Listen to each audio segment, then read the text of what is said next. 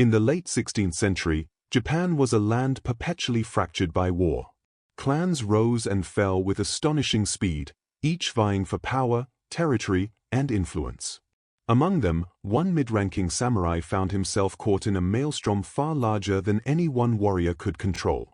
His life, once governed by ritual, honor, and discipline, was now dictated by scarcity and uncertainty. Rice fields lay barren due to poor harvests and scorched earth tactics, while local villages, overburdened by taxation and war, struggled to feed even themselves. The samurai's clan, though loyal and disciplined, faced an invisible enemy, hunger. It gnawed at morale, strained loyalties, and tested every principle these warriors held dear. The samurai himself was no stranger to hardship. He had trained under the strict codes of Bushido, learning to value courage, loyalty, and self-sacrifice above all else. Yet the realities of war had begun to expose cracks even in the most steadfast hearts. Servants and foot soldiers murmured about insufficient rations, some resorting to eating roots and grass. Families begged their warriors to return home, fearful of starvation. The samurai, burdened by duty and responsibility, could not abandon his post, yet he could not ignore the suffering around him. Every day became a delicate balancing act between survival and honor, a test of how far a warrior could bend before breaking. The political landscape only worsened the situation. Neighboring clans encroached, sensing weakness in his leader's inability to supply his men adequately. Spies and informants reported every misstep, every delayed supply convoy, magnifying pressure on the samurai and his commanders. Alliances formed and dissolved in whispers, creating an atmosphere of tension that was as dangerous as the battlefield itself. Within this context, ordinary decisions, rationing food, assigning watch rotations, or negotiating with local farmers, carried immense consequences, sometimes marking the difference between life and death. Amid these pressures, a sense of impending doom settled over the camp. The samurai's men were disciplined, but hunger made them restless, their morale fraying like worn silk. At night, the crackle of campfires illuminated gaunt faces, eyes reflecting a mixture of fear, frustration, and quiet determination. Even in these dire circumstances, the samurai's sense of duty compelled him to act as both protector and strategist, weighing every choice with careful deliberation. He understood that failure could mean the collapse of not just his own honor but the lives of those who depended on him. This period of rising tension, set against the backdrop of endless conflict and famine, created a crucible in which character and survival would collide. It was a world where ideals met harsh reality, where courage was tested not just in battle but in enduring the slow, relentless hunger that threatened to consume everything. The stage was set for choices that would defy conventional morality, forcing a samurai to confront the limits of human endurance and the true meaning of survival. The siege began quietly, almost imperceptibly, with subtle signs that supplies were dwindling faster than expected. The samurai's clan, once confident in their stockpiles of rice and preserved foods, found themselves scrambling as carts returned half full and foraging parties came back empty-handed. The enemy had cut off key supply routes, surrounding villages were either barren or hostile, and the relentless pressure of advancing troops created a sense of inescapable encirclement. Every day brought new challenges, rationing food, monitoring guards, and maintaining the illusion of strength in front of men who were beginning to despair. The tension was tangible, and even the most loyal warriors whispered fears of death by starvation. The samurai moved among his men with careful vigilance, aware that morale was as fragile as the last grains of rice. He inspected the watch rotations, listened to reports from scouts, and considered strategic countermeasures to keep the enemy at bay. Each choice carried weight. Sending soldiers to forage could replenish their food stores, but it risked ambush and loss of life. Allowing rations to shrink might preserve supplies longer, but would weaken men physically, making them less effective in battle. These were not theoretical calculations. Each decision had immediate consequences, and the samurai could see the strain etched into every face around him. As the days dragged on, the psychological toll became apparent. Arguments flared over minor disagreements, small mistakes were punished with disproportionate frustration, and loyalty was tested by hunger. Families of soldiers sent urgent pleas, begging their loved ones to return, further complicating the samurai's sense of duty. Every morning, He faced the grim reality that maintaining honor might demand choices that would haunt him. The battlefield was no longer just a place of enemy engagement, it was a struggle within the mind and spirit of each warrior, where courage collided with desperation. Historical context reveals how common such crises were during this period. Famine, scorched earth campaigns, and siege tactics were widely employed, exploiting the vulnerability of even the most disciplined armies. Clans that failed to manage logistics, adapt to scarcity, or maintain morale often collapsed before ever engaging in direct combat. For the samurai, understanding these patterns was crucial. He knew that survival depended not only on fighting skill but on anticipating starvation's deadly effects on both body and mind. The stakes rose when scouts reported the approaching enemy vanguard, signaling an imminent confrontation. The samurai's heart sank as he calculated how many men could realistically endure the next assault. The hunger that had been a background menace now became a visible threat, sapping strength, dulling reflexes, and creating cracks in discipline. Emotional tension escalated as he faced the unbearable truth. The survival of his men might require actions that defied every code of honor he had been taught.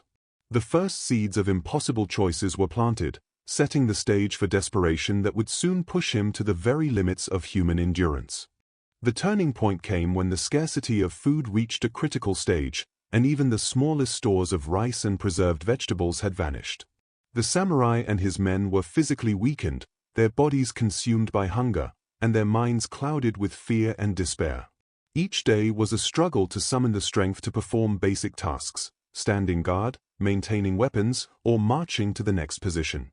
The once proud warriors now faced a terrifying reality. Survival required choices that had been unthinkable in the world they knew. It was here, in the cruelest crucible of famine and war, that the samurai made the grim decision to turn to the clan's horses as sustenance. These animals were sacred in Japanese culture, symbols of status, wealth, and even spiritual significance, yet necessity had made them a source of life. The historical context of this choice is striking.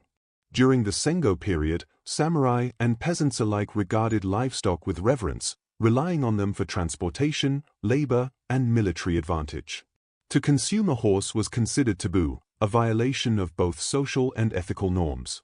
Yet the samurai situation forced a confrontation between tradition and survival.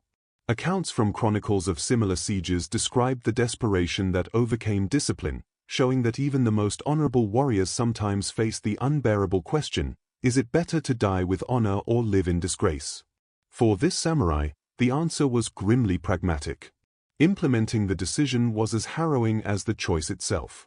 The camp, once a place of ritual and discipline, became a scene of quiet sorrow and muted tension. Men worked silently, their hands trembling as they prepared what had once been symbols of strength and mobility. The samurai oversaw every action, knowing that morale hung by a thread. Some men averted their eyes, struggling with guilt and shame, while others quietly accepted the necessity, understanding that survival depended on pragmatism rather than ideology. The psychological strain was immense. The warrior code demanded loyalty, courage, and honor, yet these principles were being tested against the relentless cruelty of famine. Beyond the immediate horror, the samurai faced the challenge of keeping his men functional. Starvation diminishes strength, clarity, and coordination, making even the simplest tactical maneuvers fraught with danger. The samurai devised strict routines, ensuring that every rationed portion of horse meat sustained maximum energy for guards, scouts, and soldiers preparing for combat. Despite exhaustion, fear, and the lingering guilt of violating cultural norms, the men's discipline slowly returned, driven by necessity and the quiet determination of their leader. Emotionally, this period marked the deepest nadir of despair, but also the emergence of resilience. The samurai's internal struggle, balancing honor with survival, personal ethics with collective need, created a compelling human story. Viewers witness a man who embodies courage not in grand battles alone, but in the silent, agonizing choices that define life under extreme pressure. The stage was now set for the next chapter, a weakened yet determined force confronting the approaching enemy, where every tactical decision would be influenced by the haunting shadow of starvation. The day of the decisive engagement arrived with a tense stillness that seemed almost unnatural. The samurai's forces, weakened by hunger yet steeled by necessity, faced an enemy that was both numerically superior and strategically positioned. Every movement of the opposing army was meticulously observed, and every tactical choice made under the weight of exhaustion and moral conflict. Terrain played a crucial role. Forests and hills provided cover, but also limited mobility for the starving warriors. The samurai's mind raced, balancing the need to conserve energy with the imperative of maintaining morale, knowing that a single misstep could result in annihilation. The battle began with a probing attack from the enemy, testing the samurai's lines and searching for vulnerabilities. His men, though physically depleted, responded with disciplined precision, their training tempered by desperation. The clash of weapons echoed through the valley, each strike amplified by the silent fear of starvation that gnawed at their bodies. The samurai moved among his soldiers, issuing commands and encouragement, a pillar of determination amid chaos. Every decision, whether to hold a position, countercharge, or retreat strategically, was made with the constant awareness that their bodies were weaker, slower, and more vulnerable than their foes. As the fight intensified, the contrast between courage and fragility became starkly apparent. The enemy pressed hard, exploiting gaps and testing endurance, while the samurai's men drew on an inner reserve of willpower. Horses, previously sacrificed for survival, were now gone, removing mobility advantages and forcing reliance on human stamina and ingenuity. Archers used terrain cleverly, and units executed coordinated maneuvers despite exhaustion. Each small victory, like holding a hilltop or repelling a flanking force, was celebrated quietly, an emotional lifeline that reminded the men they were still capable of triumph despite overwhelming odds. Amid the tactical maneuvers, the human element shone through. Soldiers faltered, some collapsing from hunger, while others rallied, driven by loyalty to their leader and a desperate hope to survive. The samurai himself faced near collapse multiple times but pushed forward, embodying the resolve he demanded from others. The narrative tension peaks here. Viewers see the interplay of physical weakness and psychological fortitude, the fragility of human endurance contrasted with the steadfastness of honor and duty. Moments of near defeat are punctuated by flashes of ingenuity, where clever positioning or a well-timed strike turns the tide just enough to keep hope alive. The battle's conclusion did not arrive with sweeping victory, but with a cautious and hard-fought survival. Losses were heavy, and the toll of starvation left scars far beyond the battlefield. Yet the samurai's leadership, tactical skill, and the resilience of his men allowed them to endure, preserving the core of their fighting force. Emotionally, this victory is tempered by the haunting reminder of what was sacrificed, the moral compromises, the depletion of bodies, and the psychological scars carried by every surviving warrior. The stage is now set for the aftermath, a period of reckoning and reflection where the consequences of extreme survival choices will fully manifest, both for the samurai and for the future of his clan. The battle had ended, yet the samurai and his men faced a struggle that went far beyond the clash of swords. Survivors were physically exhausted, their bodies hollowed by days of extreme hunger, and their spirits weighed down by the moral compromises required to endure. Campfires flickered weakly across the settlement, illuminating gaunt faces and the silent suffering of warriors who had once been robust and disciplined. Tasks that had once been routine, mending armor, sharpening blades, and preparing defenses, now required Herculean effort. Every motion, every decision, was underscored by the nagging reality of limited food, depleted energy, and the unrelenting toll of fatigue. The samurai himself carried the heaviest burden. His decision to consume the clan's horses, once revered symbols of wealth, status, and martial power, haunted him with every waking moment. While these animals had provided sustenance and preserved the lives of his men, their absence underscored the sacrifices that had been made. Even as he oversaw the organization of the camp, he could feel the lingering weight of shame pressing against his sense of honor. His internal conflict mirrored the tension in the wider camp, the tension between survival and the strict codes of Bushido that defined samurai identity. Each glance at his soldiers, emaciated and weary, reminded him that leadership was not just about strategy but about navigating ethical minefields under impossible conditions. The men themselves wrestled with a mix of relief, guilt, and uncertainty. Some had witnessed comrades collapse from exhaustion or despair, their bodies succumbing to the slow, insidious effects of starvation. Others had quietly borne witness to the violation of cultural norms, knowing that eating horses was a choice that would be remembered with shame. Yet even in this grim context, a sense of camaraderie persisted. Shared suffering forged bonds of loyalty and resilience, uniting the warriors in their collective determination to survive. Conversations were subdued, punctuated by whispered prayers and reflections on what had been endured. The camp became a space of muted mourning as well as cautious hope, a liminal world between the horrors of battle and the uncertainty of what lay ahead. Political consequences emerged alongside the physical and emotional challenges. Neighboring clans, sensing weakness, probed alliances and territories, testing the samurai's ability to project strength despite depletion.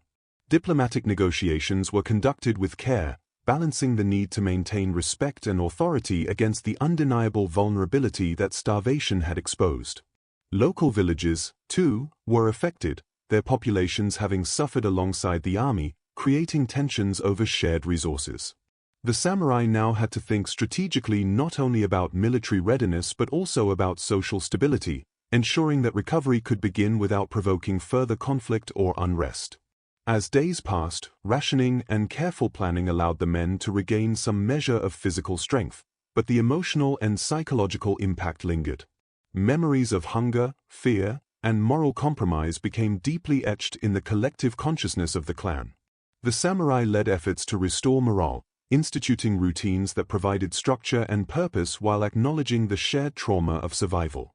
Quietly, he began to reconcile the harsh choices he had made with the lives saved, recognizing that leadership often demanded a balance between ethical ideals and practical necessities. This period became a defining moment for the samurai and his men. They had endured not only the enemy on the battlefield but the relentless challenge of hunger, the strain of moral compromise, and the fragility of human endurance. The aftermath revealed the complex interplay between survival, leadership, and morality, leaving a lasting imprint on all involved. The experience underscored the harsh reality that in war, the measure of a leader is often determined not just by battlefield victories but by the capacity to guide men through unimaginable suffering and to make decisions that, while morally fraught, ensure that life, and honor in its truest, most resilient form, endures. The ordeal of the starving samurai left a legacy that reached far beyond the battlefield. In the immediate aftermath, his story circulated among neighboring clans, chroniclers, and local villages as both a cautionary tale and a testament to human endurance. Historians later noted that such extreme choices, though rare, were pivotal in shaping the course of survival during Japan's fractured Sengo period. The samurai's leadership under dire circumstances became a model for resilience, demonstrating that the strength of a warrior was measured not only by prowess with weapons but by the capacity to endure suffering and make impossible decisions. Emotionally, the samurai's journey revealed the complex intersection of honor, morality, and survival. Choosing to consume the horses had haunted him, but it had also preserved lives that might otherwise have been lost to starvation. His men, once weakened and dispirited, gradually recovered both physically and psychologically, their loyalty to their leader deepened by the shared experience of extreme adversity. The narrative illustrates that leadership is most profoundly tested when resources are scarce, morale is fragile, and the lines between right and wrong blur under necessity. Viewers can reflect on how courage manifests not only in moments of valor but in quiet, agonizing decisions that save lives at the cost of personal peace. The historical significance extends beyond individual experience. The siege and its aftermath highlighted the vulnerabilities inherent in supply lines, the devastating effects of famine, and the moral dilemmas faced by military leaders during prolonged conflicts. The samurai's choices underscore a broader truth about warfare in this era. Victory was not solely determined by tactics and numbers but by the ability to sustain men through deprivation and maintain cohesion under unimaginable pressure. Clans that ignored these realities often fell, while those who adapted, even through morally challenging measures, endured to fight another day. The cultural resonance of the story also endured. Later generations of samurai and scholars reflected on the episode as a study in resilience, resourcefulness, and ethical complexity. It became a symbol of the harsh realities of survival, showing that even the most disciplined warriors were not immune to the consequences of hunger and environmental pressures. By surviving, The samurai preserved not only his men but also a narrative that would inform military strategy, leadership studies, and cultural understanding for centuries. Ultimately, the samurai's experience serves as a powerful reminder of the limits of human endurance and the ethical compromises that extreme circumstances can demand. It leaves viewers with a profound reflection. Survival is often a balance between courage and desperation, honor and pragmatism, morality and necessity. The story concludes with the enduring image of a warrior who faced the abyss of starvation and chose life, providing a lasting testament to the resilience of the human spirit, the complexities of leadership, and the extraordinary challenges faced by those who lived through the turbulent Sengo period.